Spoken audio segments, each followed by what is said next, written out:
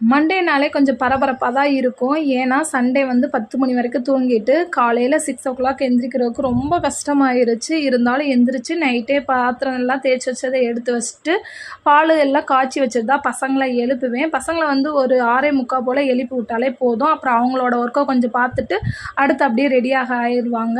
நான் வந்து பாலை வந்து சிம்மில் வச்சுட்டு சரி பசங்களை எழுப்பி அப்படியே குளிக்க வச்சிடலான்னு போயிட்டு சிம்மில் தானே வச்சோன்னு நினச்சிட்டு போனேன்.